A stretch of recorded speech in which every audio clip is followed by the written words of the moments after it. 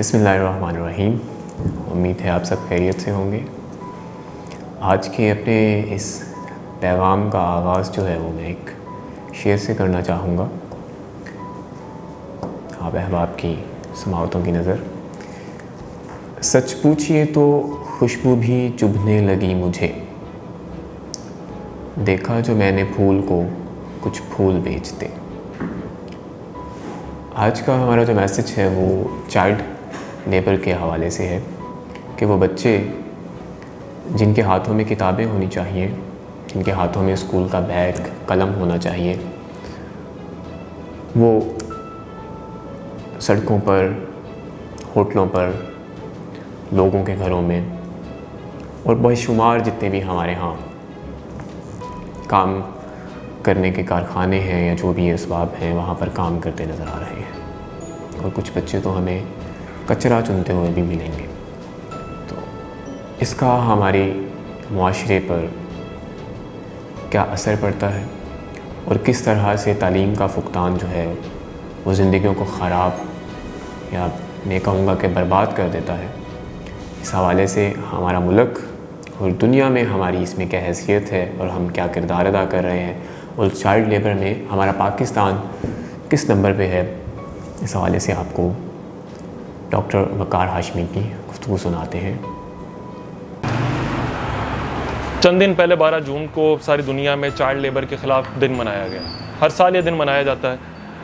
तो 12 जून को ऐसे ही मैं इंटरनेट पे सर्च कर रहा था, स्टैट्स देख रहा था, पता लगा कि पाकिस्तान दुनिया का दूसरे नंबर पर है ऐसा मुल्क जिसमें सबसे ज़्यादा बच्चे चाइल्ड लेबर का शिकार हैं।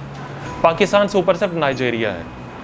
पाकिस्तान में 12.5 मिलियन बच्चे चाइल्ड लेबर का शिकार हैं जो कि मजदूरी करते हैं इस उम्र में, जिनकी की उम्र 14 साल से कम है। अब ऐसे में जब मैं ये स्टैट्स वगैरह देख रहा था तो मुझे एक वाक़या याद आया कि हमारे घर में कुछ साल पहले एक अम्मा जी काम किया करती थी। तो वो एक दिन अपनी कहानी बता रही थी कि वो जब छोटी थी तो वो भी, उनकी वालदा भी क्योंकि घरों में काम करती थी तो उनके साथ उनका हाथ बटाने के लिए घरों में जाती थी। कहते उन्हें जब घरों में वो काम करने जाती थी तो उनकी वालदा को एक नया घर मिला काम करने के लिए। तो वहाँ गई, वो साथ अपनी वालदा के गई और उनकी घर में जो खातून थी उनकी इनसे कन्वर्सेशन, इनकी उम्र सिर्फ 11-12 साल थी। तब कन्वर्सेशन हुई तो उन्हें ऐसा लगा कि बच्ची इंटेलिजेंट है, इसे पढ़ना चाहिए। उन्होंने इनकी वालदा को कन्विंस किया कि मैं पढ़ाऊँगी, एजुकेशन का सारा ख़र्चा मैं उठाऊँगी, जो भी बुक्स का है, जो भी सिलसिला, आप सिर्फ़ और सिर्फ इसे इजाज़त दे दीजिए कि ये मेरे पास आके पढ़ा करे। ये अगर इसके आपके साथ काम पे ना जाने से आपकी इनकम पे कुछ असर पड़ता है तो वो भी कंपनसेट मैं कर दूँगी। यानी उन खातून को इस हद तक शौक़ हुआ कि इस बच्ची को पढ़ना चाहिए तो उन्होंने ये ऑफ़र की उन्हें। तो उनकी वालदा को बात समझ आई कि हमारे ख़ानदान में भी चलो कोई पढ़ जाएगा, शायद इस बच्ची का मुस्तकबिल कुछ बन जाए। तो उन्होंने कहा चले मैं इसके वालिद से बात करती हूँ, अगर उसने इजाज़त दे दी तो बच्ची डेली आपके पास आया करेगी। वो उनकी वालदा घर गई, उनके वालिद से बात की, उसे कन्विंस किया, वो मान गया। अब ये बताती हैं कि डेली उनके घर जाया करती थी, वहाँ वो पढ़ाती थी, फिर इनसे सुनती थी, इनके टेस्ट लेती थी। ये बड़ी तेज़ी से पढ़ती गई, सीखती गई, क्योंकि तकरीबन 2-2.5 साल उनके पास ऐसे पढ़ती रहीं। उसके बाद इन्होंने बड़ी तेज़ी से क्लासेस जो हैं वो कवर की। उसके बाद उन्होंने वो जो खातून थी जो कि इन्हें पढ़ा रही थी, उन्होंने इनकी वालदा से कहा कि मैं जहाँ तक कर सकती थी मैंने किया, अब आपको चाहिए कि इसे सरकारी स्कूल में जो भी करीबी है वहाँ दाखिल करवा दीजिए, फ़ीस वगैरह मैं दिया करूँगी, तो ताकि ये जो है फर्दर एजुकेशन को कैरी ऑन कर सके। ठीक है, 9th 10th आगे जो क्लासेस हैं, 9th में एडमिशन ले लिया गया। इन्होंने बड़ी तेज़ी से वो सारी क्लासेस कवर की और 9th में एडमिशन ले लिया गया। अब ये डेली स्कूल जाती हैं, आती हैं। वो बड़ी खूबसूरत अंदाज में वो सारा बयान कर रही थी।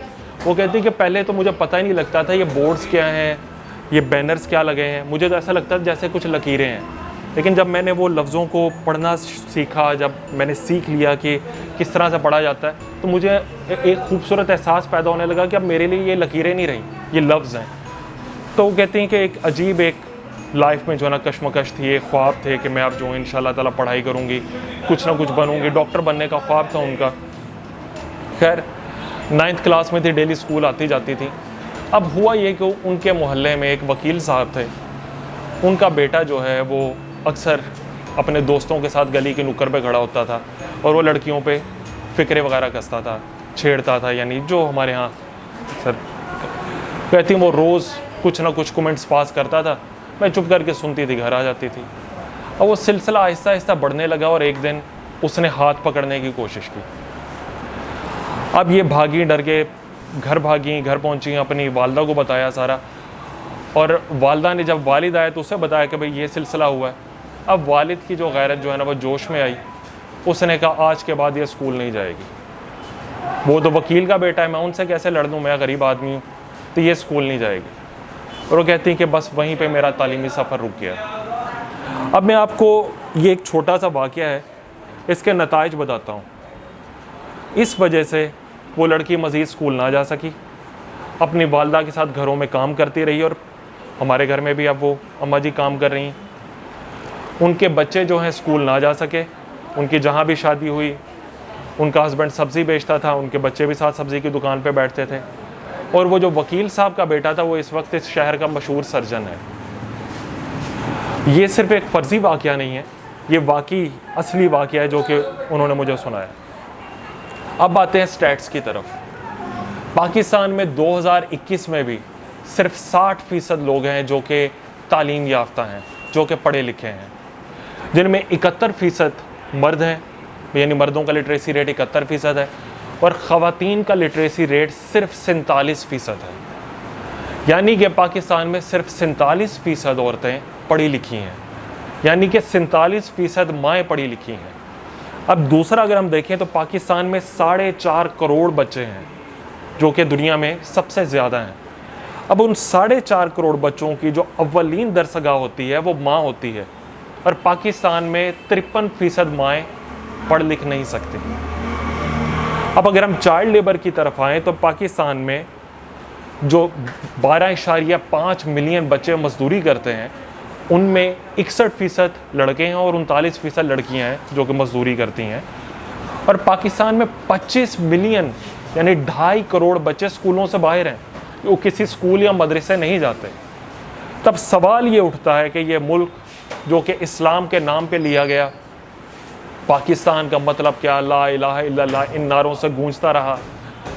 ये मुल्क जहाँ पे कि लोग इस्लाम के नाम पर मरने और मारने को तैयार हैं, ऐसा मुल्क जो कि दिन रात दुआएं करता है कि इस्लाम का बोलबाला हो, मसाजिद में दुआएं, हर जगह इस्लाम का बोलबाला होने की दुआएं होती। बोलबाला कैसे होगा जबकि ये मुल्क रसूलुल्लाह सल्लल्लाहु अलैहि वसल्लम की इल्म के वजूब पे अहादीस और इल्म की अहमियत पे, जो इल्म की अहमियत को उजागर करने वाली अहादीस भूल चुका है कि 2021 में भी हम सिर्फ 60% लिटरेसी रेट गेन कर पाए हैं। ये हमारे लिए अलमिया का मुकाम है।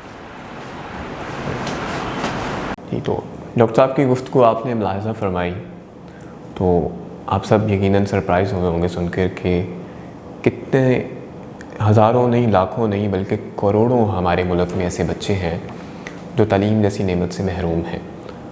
और वो लोग जो अफोर्डेबिलिटी नहीं रखते हैं, ये यकीनन वही लोग हैं। कोई भी वालिदैन, मेरा नहीं ख्याल कि वो दिल से ये चाहेंगे कि उनके बच्चे जो है वो तालीम से महरूम रहें और उनको यूं दर बदर ठोकरें खानी पड़ें। वो बच्चे जिनके हाथों में किताबें, पेंसिलें, ड्राइंग्स जैसी बुक्स होनी चाहिए, वो होटलों पे बर्तन धोएं या वो किसी के घरों में काम करें।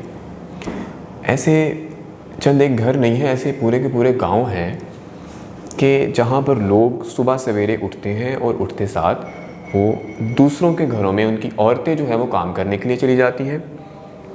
मर्द हजरात जो हैं वो अपने किसी न किसी जो भी वो काम करते हैं, जो कि मजदूरी से रिलेटेड ही होता है, वो चलने जाते हैं। तो ऐसे लोग जो अपने बच्चों को टाइम भी नहीं दे पाते, तब उनके पास अपने बच्चों का खाना अरेंज करने के लिए वो सारा दिन उनको मियाँ बीवी को काम करना पड़ता है। और वो जो तरबियत, जो बच्चों की बेसिक नीड होती है, माँ जो कि बच्चे की सबसे पहली तालीमी दरसगाह होती है, वो माँ अपने बच्चे को टाइम नहीं दे पाती है, तो वो लोग तालीम जैसी जो दौलत है वो उसे कैसे अपने बच्चों को नवाज सकेंगे।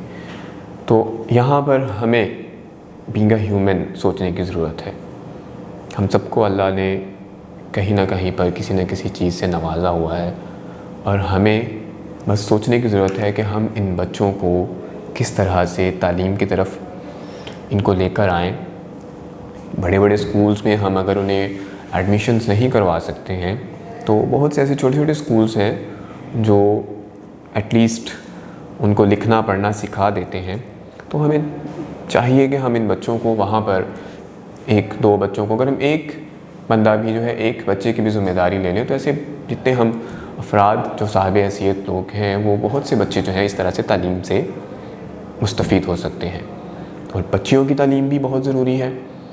जैसे कि डॉक्टर साहब ने बहुत इंटरेस्टिंग बात की इसमें कि ये हमारे माशरे का अलमिया है कि यहाँ पर हम बाहर निकलते हैं, किसी भी काम से हमारी औरतें माएँ बहनें जाती हैं तो हमें इन्हें इन चीज़ों का सामना रहता है। तो हमें इससे ज़रा ऊपर सोचना है, हमें इससे बढ़कर सोचना होगा कि ज़िंदगी में ऐसे बहुत से फ़ेज़ एक औरत की लाइफ में आते हैं कि सिर्फ शादी के बाद ज़िंदगी उसकी ख़त्म नहीं हो जाती है। शादी के बाद बहुत सी ऐसी औरतें हैं जिनको डाइवोर्स हो जाती है, बहुत सी ऐसी औरतें हैं जिनके खामन जो हैं वो ख़ज़ाए इलाही से वफ़ात पा जाते हैं। तो ऐसी बहुत सी औरतों को बाद में फिर किसी का सामने हाथ फैलाने की नौबत नहीं आती है। मेरे अपने ऑफिस में ऐसी बहुत सी लेडीज़ हैं जो डाइवोर्स्ड हैं या जो जिनके हस्बैंड्स नहीं हैं, लेकिन वो माशाल्लाह वेल एजुकेटेड हैं, पढ़ी लिखी हैं और वो अपनी अर्निंग कर रही हैं। तो तालीम जैसी जो नेमत है ये ज़िंदगी में कहीं पर भी किसी भी वक्त आपके काम आ सकती है। तो हमें जो है इस बारे में सोचने की ज़रूरत है। एक उर्दू का मुझे शेर याद आ गया कि लड़की के लिए ज़ेवर तालीम से बढ़कर तोहफ़ा किसी बाबुल का कोई और ना होगा। अपनी दुआओं में याद रखिएगा। अल्लाह हाफ़िज़।